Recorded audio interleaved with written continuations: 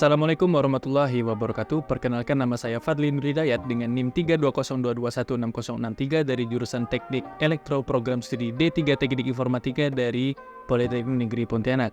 Nah, pada kesempatan kali ini saya akan membuat video bagaimana cara membuat user dan grup menggunakan Linux Standard Command Line.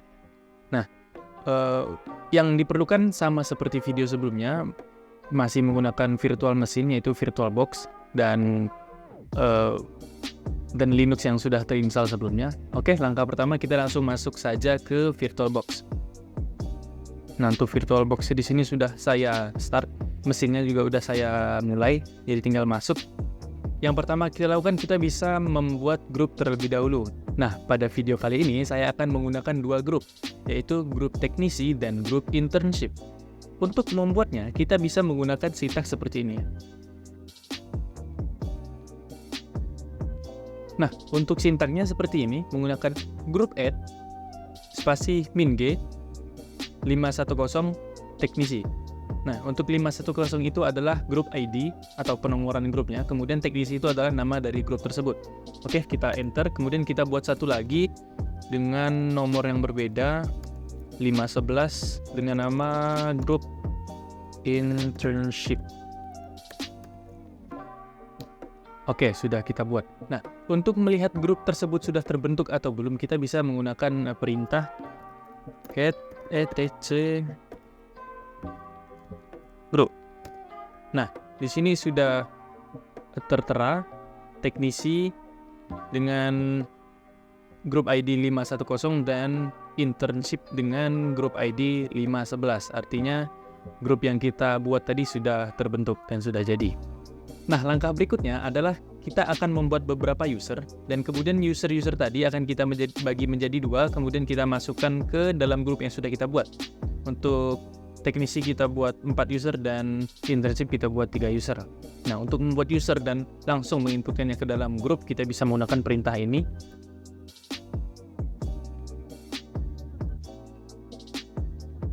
Nah, ini salah satu contoh user yang akan kita inputkan ke dalam grup. Dalam artian sintaks ini, user yang kita buat sekaligus kita inputkan ke dalam grup tersebut. Karena nama ini sudah dibuat, jadi tidak bisa dilakukan perulangan, jadi kita akan menggunakan nama yang lain.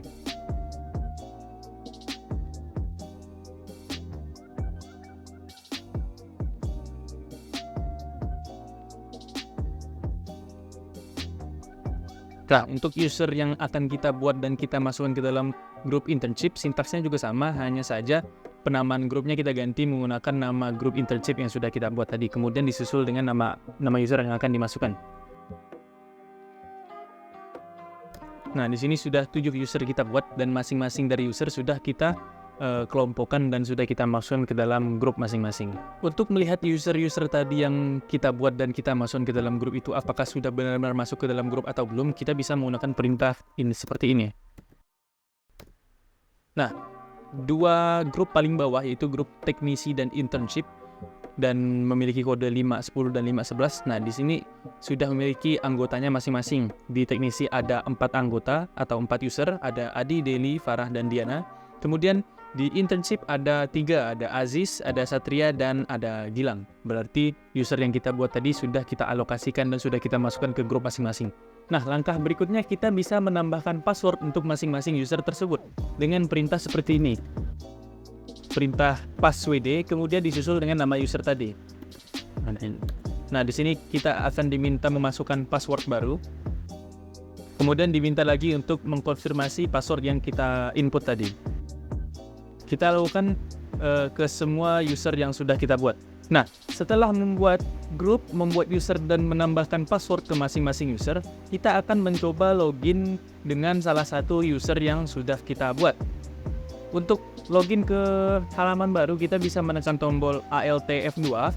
Nah, di sini akan tampil halaman baru. Kemudian kita login menggunakan salah satu user tadi. Sebagai contoh, saya hanya menggunakan satu user saja, yaitu user Adi. Kemudian masukkan passwordnya. Nah, di sini sudah berhasil login. Kemudian kita akan menampilkan sedikit info tentang ID-nya. Nah, di sini ada keterangannya. User ID-nya 1017. Kemudian grup ID defaultnya 100 grup users, kemudian dengan grup ID 510 ada grup teknisi. Kemudian kita akan mengecek di mana home directory-nya. Nah, untuk directory-nya ada di /home/ad. Jadi ini user yang sudah kita buat dan user ini bisa digunakan untuk login ke dalam Linux Liquid. Nah, jika sudah login seperti ini, kita bisa keluarkan usernya dengan perintah logout. Kemudian untuk menutup tampilan ini kita bisa menggunakan Alt F1. Nah, langkah selanjutnya kita akan memberikan masa aktif dari user tersebut. Sebagai contoh, pada kali ini saya akan menggunakan masa aktif 1 tahun, yang artinya saya akan memberi settingan untuk akun ini akan berakhir di tahun depan tepat di hari ini. Nah, untuk mengatur itu kita bisa menggunakan perintah seperti ini. Nah, perintahnya seperti ini, user mode, kemudian disusul dengan -e, kemudian formatnya tahun, bulan, tanggal, 1 tahun ke depan, tahun depan, kemudian nama username yang akan kita setting. Sebagai contoh di sini kita menggunakan tahun 2024, bulan 11, tanggal 6, yang dimana tanggal tersebut adalah sama seperti tanggal hari ini, namun hanya beda tahun, yang artinya itu di tahun depan. Kemudian menggunakan username Adi. Nah, jika sudah, kita akan coba login menggunakan user Adi. Kita tekan Alt F2 untuk tampilan baru. Nah, di sini adalah tampilan login berhasil. Bagaimana jika akun sudah tidak aktif? Nah, ini akan kita coba set ulang penanggalannya menggunakan tanggal hari ini, seolah-olah tanggal hari ini adalah batas akhir dari user tersebut. Untuk melihat apa yang terjadi jika kita login menggunakan user yang sudah tidak aktif. Ini kita log out terlebih dahulu. Masih menggunakan perintah yang sama, hanya saja tahunnya kita ubah menjadi tahun yang sekarang. Jadi masa aktifnya berakhir di hari ini. Oke, sudah kita setting. Kita masuk ke tampilan baru lagi, kita login Adi, masukkan passwordnya. Nah, tampilannya akan seperti ini. Your account has expired, yang artinya akun sudah tidak aktif lagi atau sudah berakhir masa aktifnya. Jadi kita bisa keluar ke tampilan sebelumnya lagi.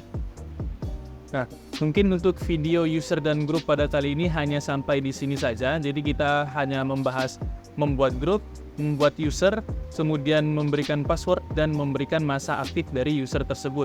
Yang kali ini berbasis standar command line dari Linux. Mungkin hanya itu yang dapat saya sampaikan. Selebihnya mohon maaf. Wassalamualaikum warahmatullahi wabarakatuh.